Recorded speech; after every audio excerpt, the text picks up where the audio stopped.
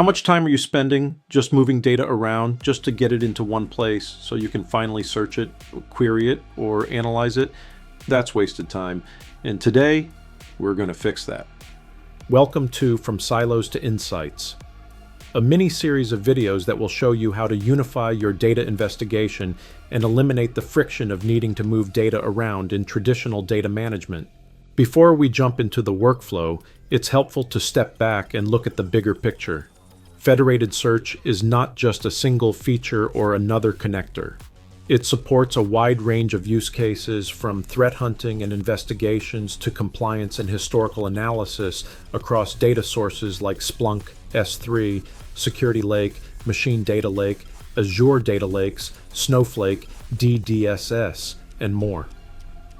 The bigger idea is simple. Federation gives customers a consistent way to work with the right data in the right place for the right job without constantly moving it around. No matter where your data lives, it's important not to think of this as an either-or decision. Instead, think of it in terms of which approach tends to play the primary role for a given customer or use case. On the left are environments where Machine Data Lake is often the center of gravity, usually because customers want a turnkey, Splunk-managed approach, less custom lake engineering, and a strong AI-ready machine data foundation. On the right are environments where Federated Search tends to play as a larger strategic role, for example, when data needs to stay in place because of residency requirements, shared lake usage, distributed ownership, or the cost of moving large volumes of data. And for the most critical real-time monitoring use cases, the Splunk Index remains the highest performance tier. These decisions can be made at the strategy level or tuned for specific data sources and the source type. Federated Search is positioned as the connective layer across a distributed data ecosystem, helping customers work across data lakes, schemas, teams, and tools without treating Federation as just a point search feature. The key idea is that Federation should support real workloads like investigation, threat hunting, compliance, and historical analysis, and to be used where it makes sense from a cost and performance perspective. Now that we've covered the big picture, let's shift into the specific focus of this video. This demo shows Splunk Federated Search over Microsoft Azure Blob Storage, using the crawler to turn remote files into a searchable dataset. The firewall data stays in Azure. Splunk connects to it, discovers the shape of the data, and returns results through SPL2. That matters because teams can validate remote security data without moving every file into a Splunk index first. We will prove the connection, the Azure Blob data, the crawler-backed schema, and real SPL2 searches with live results. The architecture starts with partitioned firewall CSV files in Azure Blob Storage. Splunk Data Management uses an Azure connection backed by a Microsoft Entra app registration with scoped blob permissions. The crawler infers the schema and partitions, then SPL2 searches read the federated Azure dataset directly.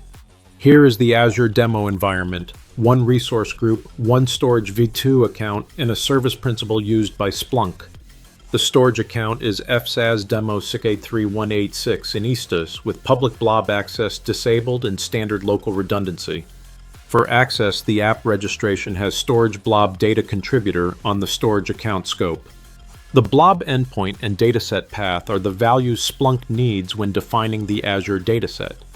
The data is stored as a directory-style path in blob storage, not as a single file target. The firewall logs are split into event date partitions, so filtered searches can avoid scanning unrelated data. The local generator created 1,000 firewall events with Cisco ASA-style fields for the Azure Blob demo. In Splunk Data Management, the Azure connection is named Azure Blob Demo and uses Microsoft Azure as the data store. This connection supports Federated Search and can be reused by more than one Azure dataset. The connection authenticates with tenant ID, client ID, and client secret from the Entra app registration. No secret values are shown in the project. The video only shows the confirmed connection in the searchable dataset. Before saving, the setup ties together Azure Blob Access, the dataset path, and the Federated Search capability.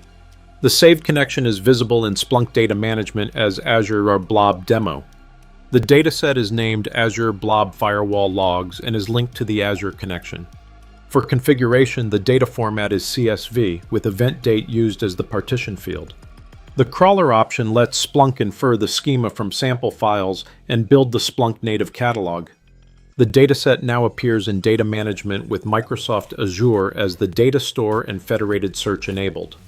Now the use case: investigate firewall activity stored in Azure Blob without bulk ingesting the CSV files.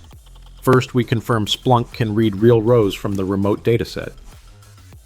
The SPL2 query reads from the federated Azure dataset and returns the first 5 firewall events.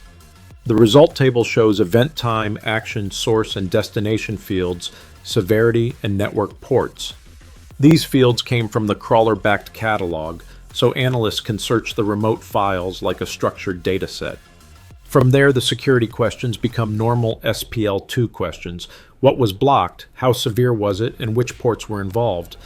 A stat search counts events by action and severity, proving aggregation against the remote blob data.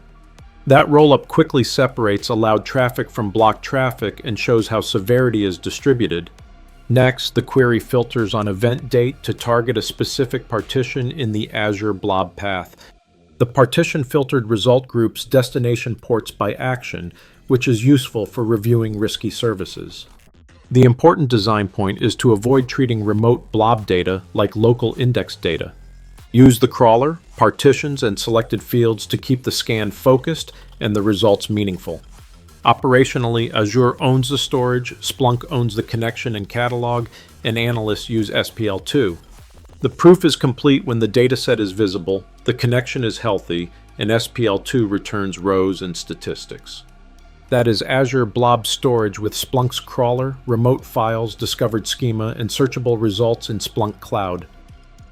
As we wrap up, the value of federated search is about giving organizations more flexibility in how they work with data. Not every dataset needs to be fully ingested before it becomes useful. Some data may live in Amazon S3, cloud data lakes, partner environments, archival storage, or other external repositories.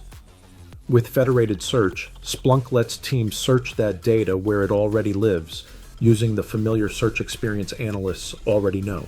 That means security, IT, and operations teams can investigate faster, expand visibility, and reduce the friction of moving data just to ask a question. Instead of waiting for onboarding, indexing, or duplication, teams can query external datasets directly and bring the results into the investigation when needed. This creates a smarter operating model. High-value, frequently used data can still be indexed locally for performance and real-time alerting, while historical, compliance, or enrichment data can remain external and searchable through federation. Federated search helps organizations shift from a data movement strategy to a data access strategy. The real value is simple. Keep data where it makes sense, search it when it matters, and bring insights back into Splunk where teams can act. My name is Mark Snyder, and thank you for watching.